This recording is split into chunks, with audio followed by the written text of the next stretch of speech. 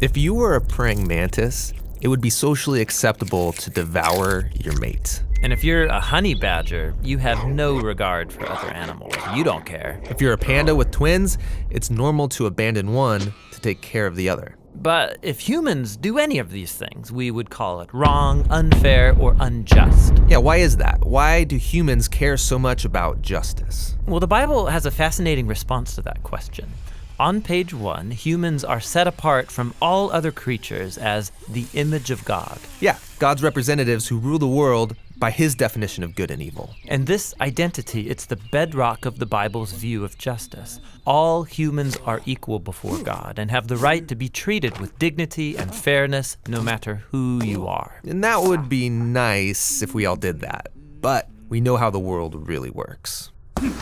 And the Bible addresses that too.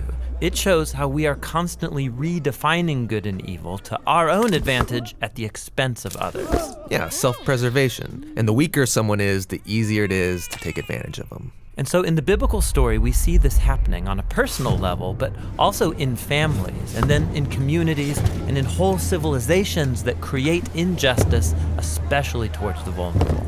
But the story doesn't end there. Out of this whole mess, God chose a man named Abraham to start a new kind of family. Specifically, Abraham was to teach his family to keep the way of the Lord by doing righteousness and justice. Yeah, doing righteousness, that's a Bible word I don't really use, but what comes to mind is being a good person. But what does that even mean, being good? The biblical Hebrew word for righteousness is tzedakah, and it's more specific.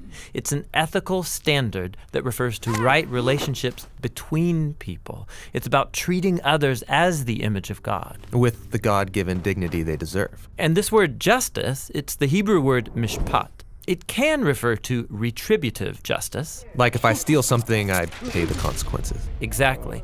Yet most often in the Bible, mishpat refers to restorative justice. It means going a step further, actually seeking out vulnerable people who are being taken advantage of and helping them. Yeah, some people call this charity. But mishpat involves way more. It means taking steps to advocate for the vulnerable and changing social structures to prevent injustice. So justice and righteousness are about a radical, selfless way of life. Yeah, and you find this idea all over the Bible. Like here, in the book of Proverbs, what does it mean to bring about just righteousness? Open your mouth for those who can't speak for themselves. And what do these words mean for the prophets, like Jeremiah? Rescue the disadvantaged, and don't tolerate oppression or violence against the immigrant, the orphan, and the widow. And like here, look in the book of Psalms. The Lord God upholds justice for the oppressed, gives food to the hungry, and sets the prisoner free. But he thwarts the way of the wicked. Whoa, he thwarts the wicked? Yeah, in Hebrew, the word wicked is rasha. It means guilty or in the wrong. It refers to someone who mistreats another human, ignoring their dignity as an image of God. So justice and righteousness is a big deal to God. Yes, it's what Abraham's family, the Israelites, were to be all about. They ended up as immigrant slaves being oppressed unjustly in Egypt. And so God confronted Egypt's evil, declaring them to be rasha, guilty of injustice. And so he rescued Israel. But the tragic irony of the Old Testament story is that these redeemed people went on to commit the same acts of injustice against the vulnerable. And so God sent prophets who declared Israel guilty. But they weren't the only ones. There's injustice everywhere. Yeah, some people actively perpetrate injustice. Others receive benefits or privileges from unjust social structures they take for granted. And sadly, history has shown that when the oppressed gain power, they often become oppressors themselves. So we all participate in injustice, actively or passively, even unintentionally. We're all the guilty ones. And so this is the surprising message of the biblical story. God's response to humanity's legacy of injustice is to give us a gift, the life of Jesus. He did righteousness and justice, and yet he died on behalf of the guilty. But then God declared Jesus to be the righteous one when he rose from the dead.